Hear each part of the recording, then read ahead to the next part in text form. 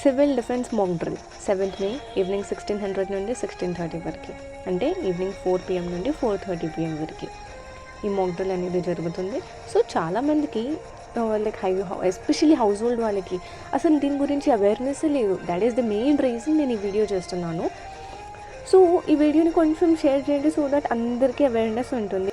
So mock drill అంటేనే ఏదైనా emergency సిచ్యువేషన్ని సిమ్యులేట్ చేస్తున్నాం. అంటే లైక్ ఇన్కమింగ్ ఎయిర్ రైడ్ని ఇండియాలో ఎస్పెషల్లీ మన తెలుగు స్టేట్స్లో తెలంగాణ అండ్ ఆంధ్రాలో ఈ డ్రిల్ని కండక్ట్ చేస్తున్నారు. సో కరెక్ట్గా ఈవినింగ్ 4కి అన్ని సైరన్స్ మోగుతాయి. Like police siren, fire siren, like industrial siren and patrolling vehicle siren 2 minutesకి కంటిన్యూస్గా మోగుతూనే ఉంటాయి. సైరన్ మోగగానే అందరూ గుర్తుపెట్టుకోవాల్సిన పాయింట్స్ ఏంటి? నేను కొన్ని మెయిన్ పాయింట్స్ చెప్తాను, గుర్తుపెట్టుకోండి. ఓపెన్ ప్లేస్లో ఉంటే బిల్డింగ్ లోపలికి అయినా వెళ్ళాలి, లేదా అండర్గ్రౌండ్లో ఎక్కడైనా షెల్టర్ తీసుకోవాలి. This is the main point. And next point వచ్చేసి ప్లీజ్ అప్ టు డేట్ ఉండండి టీవీస్లో, రేడియోస్లో and official source of information like మన ఒఫిషియల్ న్యూస్ ఛానల్స్ నుండి వచ్చిన న్యూసే నమ్మండి. బికాస్ ఫేక్ న్యూస్ స్ప్రెడ్ అయ్యే ఛాన్సెస్ చాలా ఉన్నాయి ఈ టైంలో. ఇది మెయిన్లీ ఇంట్లో ఉండే వాళ్ళకి.